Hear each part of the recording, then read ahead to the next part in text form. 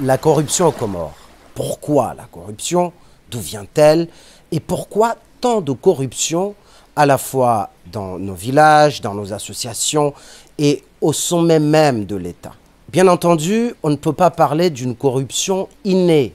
Les Comoriens ne naissent pas corrompus ou corrupteurs.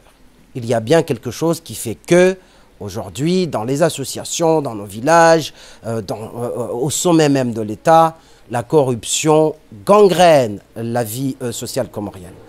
À mon avis, je pense que la corruption se développe en l'absence de règles communes sanctionnant cette corruption. Je prends un exemple simple.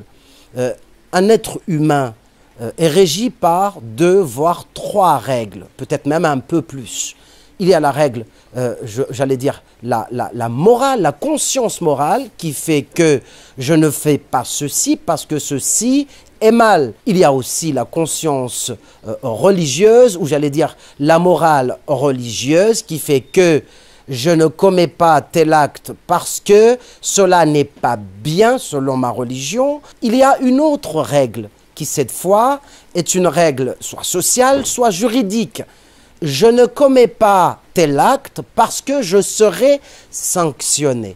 Or, on le constate tous que dans notre société comorienne, ce qui manque, c'est justement cette règle juridique ou la sanction juridique qui fait que si je commets un acte qui va en dehors de la règle fixée, que je sois puni, que je sois, entre guillemets, châtié. Oui, bien entendu, je ne veux pas dire qu'il n'existe pas de règles juridiques aux Comores. Absolument pas.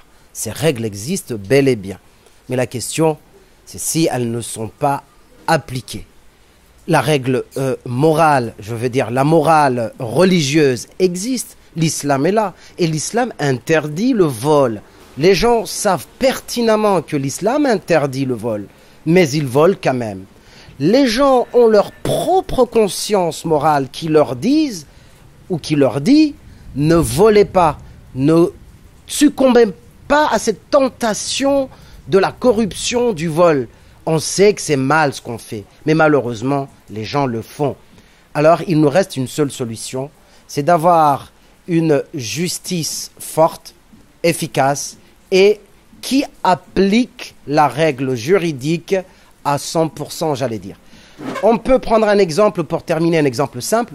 Dans une association française, par exemple, si je détournais ne serait-ce que 100 €, je suis sûr que le lendemain, je serai devant un tribunal. Alors que dans nos associations comoriennes, on sait que certains détournent jusqu'à 10 000 € et la personne va balader ses compatriotes pendant des années.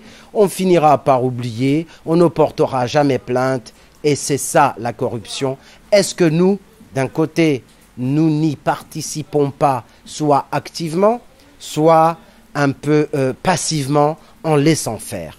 Donc c'est cette impunité, à mon avis, qui favorise évidemment la corruption. Puisque le simple citoyen sait pertinemment que s'il a des responsabilités associatives ou étatiques, quel que soit ce qu'il va commettre, il n'aura absolument rien comme sanction.